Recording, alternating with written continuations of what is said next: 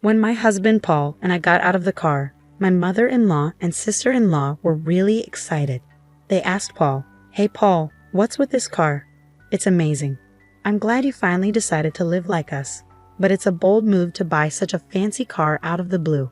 Paul laughed and said, "This isn't my car, it's Jasmine's father's car." "What?" my mother-in-law and sister-in-law said together. Then my parents got out of the car. My in-laws were shocked to see them dressed so nicely. What an expensive-looking suit, and I've seen that outfit before. It's a high-end brand. Why are Jasmine's parents wearing such expensive clothes? My name is Jasmine. I'm a 28-year-old office worker. I married my husband Paul last year. He has always been kind to me since we started dating and takes good care of me. I was so happy to marry him. We share the housework because we both work. Paul lived alone for a long time and is great at doing chores. He's even a better cook than I am, depending on what we're making. We support each other and have a very happy life. However, there are people who make our happy married life difficult. My in-laws. They assume I'm poor and say mean things to bully me. Why do they think I'm poor? I believe it started at the dinner party where our families met before our wedding. My in-laws are a family of 4. My parents-in-law, sister-in-law, and my husband. My father-in-law used to be a banker and is quite wealthy. He wears only brand-name clothes. They think wearing expensive things shows status. My husband, however, is different. He buys second-hand clothes online and makes them look as good as new. When I met my in-laws for the first time, I was surprised by their personalities and tastes, which were so different from my husband's.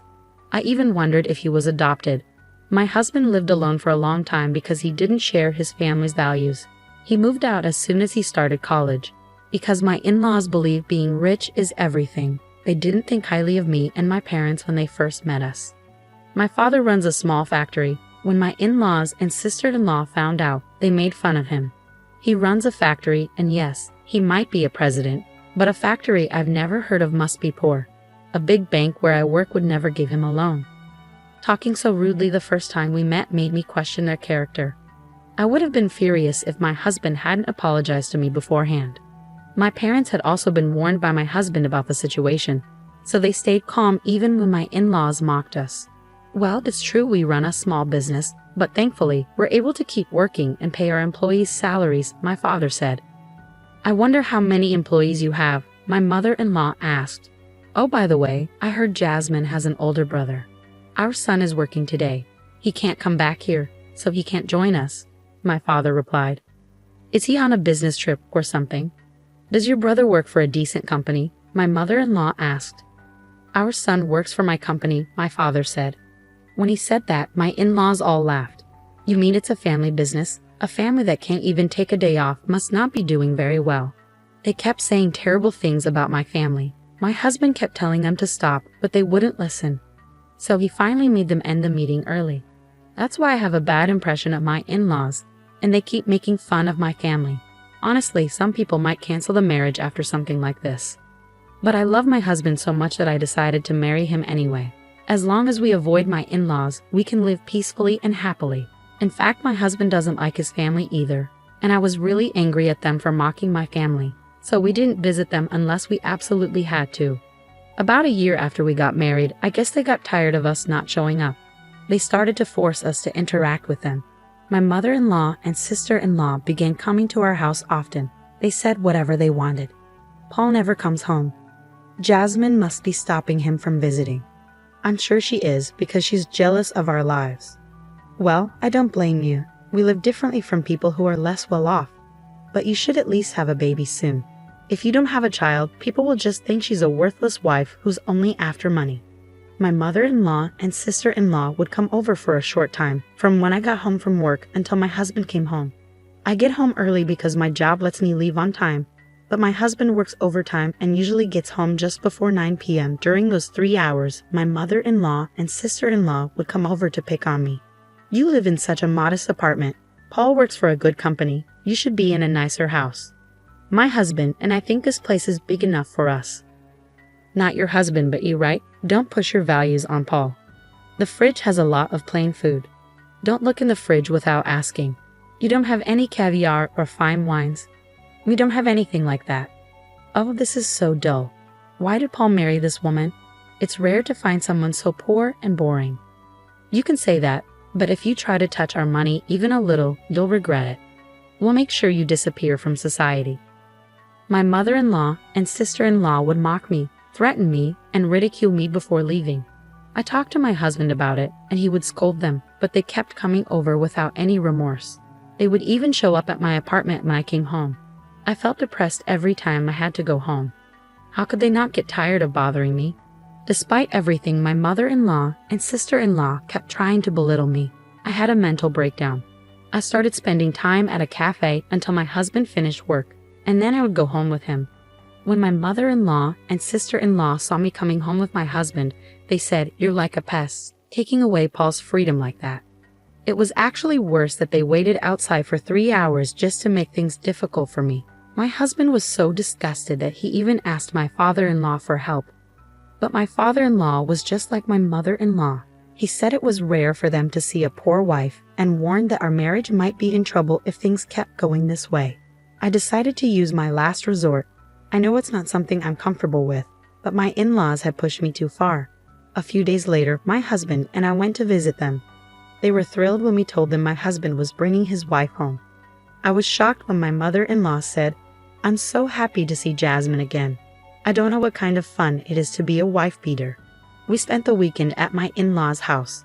When we arrived by car, they rushed out and excitedly asked my husband, "Hey Paul, what's with this car? It's amazing. I'm glad you finally decided to live like us. But buying such a luxury car out of the blue is quite a move." My husband laughed and told them, "This isn't my car. It's Jasmine's father's." "What?"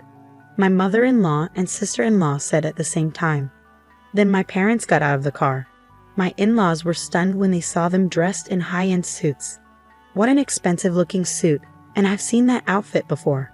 Why are Jasmine's parents wearing such fancy clothes? Finally, my brother got out of the car, standing tall at 6 feet and looking like a model. My in-laws' expressions changed when they saw my brother wearing the same high-end brown suit as my father. "Who is that handsome guy?" they asked. "Nice to meet you. I'm Simon, Jasmine's brother," he replied. My in-laws were stunned by how different my family looked compared to their previous impressions. Seeing their reaction, my husband said, "What are you doing?" He urged them to quickly show my family around the house. My mother-in-law and sister-in-law quickly invited my family inside, leading them to the living room and saying, "We'll have tea ready for you right away." Their attitude was completely different from before. They were very curious and began asking my parents questions. "How are you able to afford such luxury items?" "It's ridiculous," my in-laws questioned, their attitudes changing drastically just because of appearances. Then my father spoke up. "My factory is small, but we make unique parts that no one else can. We get orders from big Japanese and foreign companies." My in-laws' faces went pale when they heard this. Suddenly, my mother-in-law and sister-in-law started being very nice to me. My father-in-law stayed silent, not saying a word. However, my sister-in-law was very interested in my brother and talked to him a lot. "What kind of work do you do at your father's company?" she asked. "I've always been good at English. I handle business meetings with overseas companies, so I spend half of the year traveling abroad," Simon explained. "That's impressive. Are you single, Simon?" "No, I'm married," Simon said. "That's too bad. But I think I'd be a better match for you than your wife. What do you think? If you're interested, why don't we go out for dinner?" My sister-in-law boldly suggested, right in front of me and my parents. Honestly, I was impressed by her audacity. But I was determined to confront her right then and there. My brother looked at me and nodded. "Me, with an ordinary girl like you? Are you kidding me, Simon?" She laughed. "You're a funny girl. Are you seriously saying you're more desirable than my wife?" My wife was a former model, highly educated, and the daughter of the president of a well-known company. No matter how you look at it, you're not in her league. It's amusing how some people with a little bit of money overestimate their worth. "I haven't said anything bad about you, so you should understand your place and stick to it." Simon's words struck a chord, leaving my sister-in-law stunned and speechless. She was so shocked she could barely react. Finally, my father turned to my in-laws. "I don't care how wealthy the other family is. Money is important, but you can't measure a person's worth by money alone. Let's focus on being decent people and not obsess over wealth. I'm sorry if we were a bit harsh today, he said, bowing in apology. My in-laws were completely shocked and quickly bowed to my father. Since then, they haven't tried to bully me again. In fact, they regularly contact me to flatter me, which I find a bit annoying. By the way, neither my parents nor my brother are the type to wear expensive brands or flaunt their wealth. They only went along with my plan this time. My father prefers to wear an old, inexpensive suit and isn't interested in luxury items.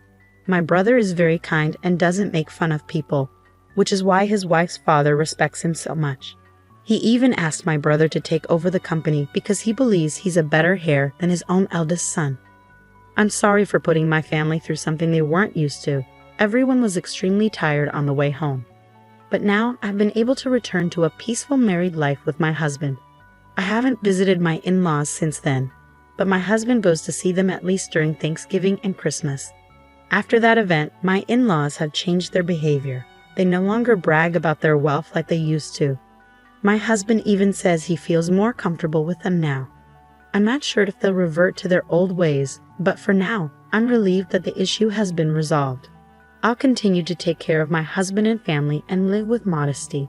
My in-laws thought they were superior, but in reality, other family members make much more money than they do. They should be embarrassed about how they acted. I feel small if I kept trying to put down people who are less fortunate. I don't think people with that attitude would do such things. I'm glad you were able to stand up to your in-laws. I hope you continue to enjoy a happy life with your family.